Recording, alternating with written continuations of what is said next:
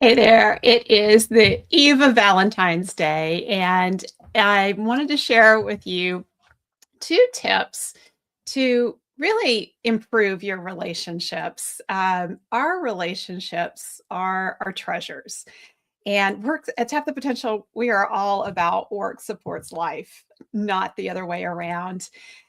And so on Friday, as we close out our work week, I really invite you just to turn your attention to those you love.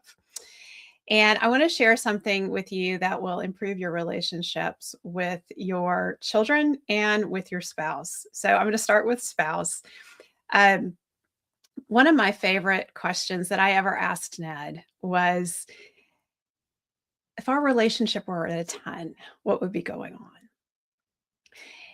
That is such a powerful question. And after you ask that question, just put the imaginary duct tape over your mouth and listen. No matter what comes out of your partner's mouth, just listen and accept it.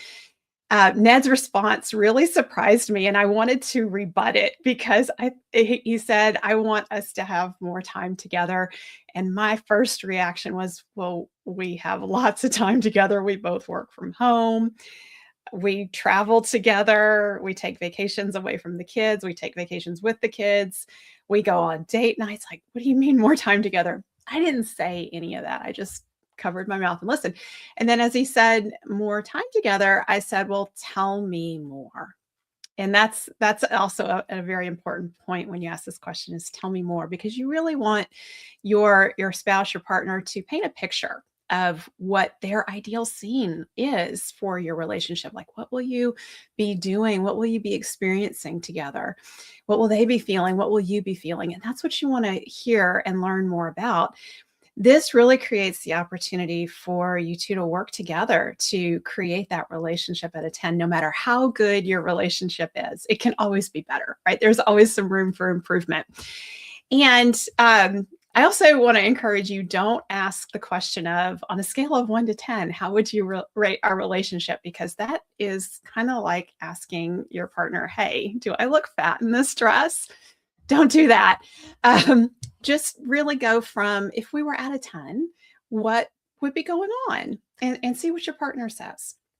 Now, my next tip pertains to your children. And in my experience, our kids crave our emotional presence with them. So it's not just more time together.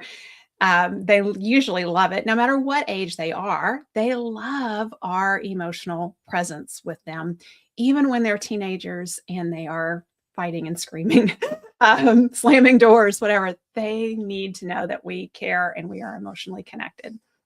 So, one of the things that I started doing probably about 4 years ago now with my daughters is mother daughter days. And we do this once a quarter. And they get my dedicated time with me. And so this is a minimum of 4 hours together.